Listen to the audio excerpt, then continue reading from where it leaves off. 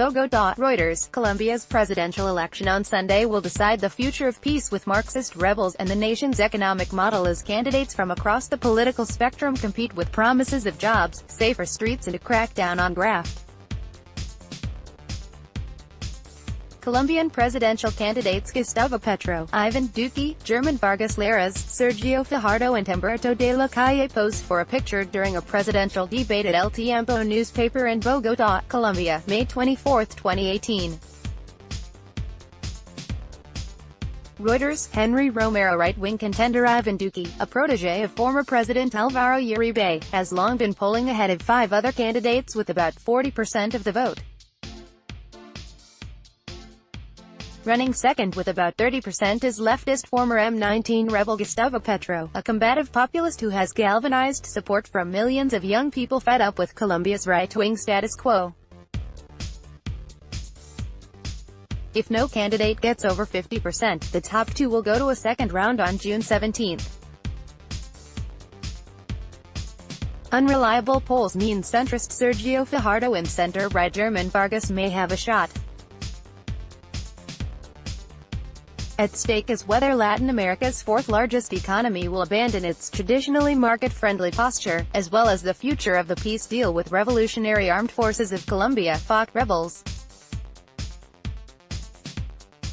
Campaigning has been marked by candidates' accusations that their rivals will either collapse the economy or force Colombia back to the battlefield.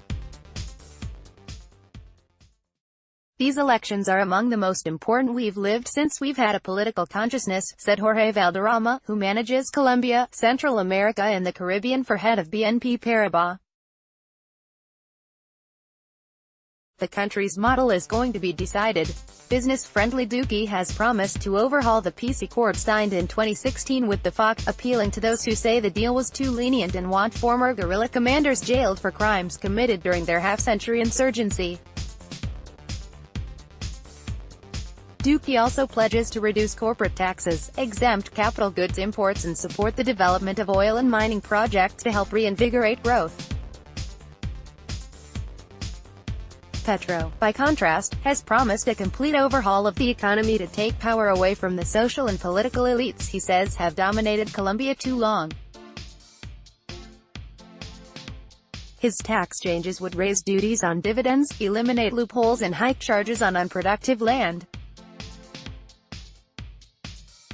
Investors have expressed worries about Petro's plans to spend big on education and healthcare and eliminate extractive industries. Colombia's top exports are oil and coal. Petro is a grave danger, said Bertha Infante de Garavito, 80, a residential building manager in Bogota, who fears his policies could drag Colombia into the kind of economic crisis seen in neighboring, socialist-run Venezuela. The exact same thing will happen to us. Lack of experience. Though he was never a combatant, Petro belonged to the M19 urban rebel group, which demobilized in 1990. He has often been hailed as an example of how ex-rebels can successfully transition to peaceful politics. But he has also been slammed for poor management while mayor of Bogota. He was ousted from office for allowing garbage to pile on the streets for days.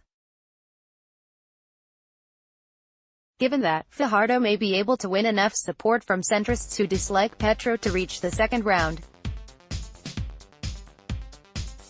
Vargas is backed by two strong party machines and incumbent President Juan Manuel Santos, which may yet turn out significant numbers of voters for him. The peace deal, which won Santos a Nobel Peace Prize, saw thousands of guerrilla fighters hand over their weapons and join a reintegration process.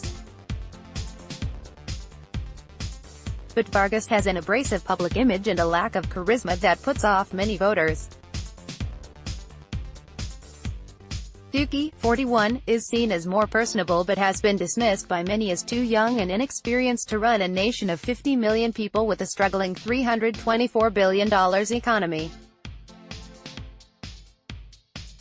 A one-term senator, Duque worked at the Inter-American Development Bank in Washington until 2014, when Uribe asked him to return to Colombia and take a seat in Congress.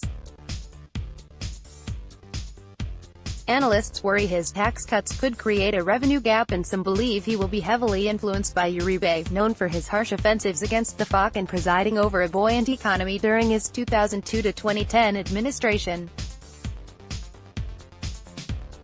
Petro supports the peace deal, as do Fajardo and Vargas. Duque will have an easier time with Congress if elected. Following congressional elections in March, his Democratic Center Party has more Senate seats than any other and is in second place in the lower house.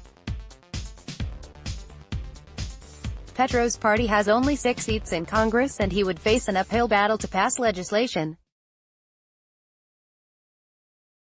Graphic TMSNRT.RS/2RAC4L1 on elections in Latin America. Reporting by Helen Murphy and Julia Sims-Cobb. Additional reporting by Stephen Gretton and Nelson Bocanegro. Editing by Daniel Flynn and Rosalba O'Brien. Or standards. The Thomson Reuters Trust Principles.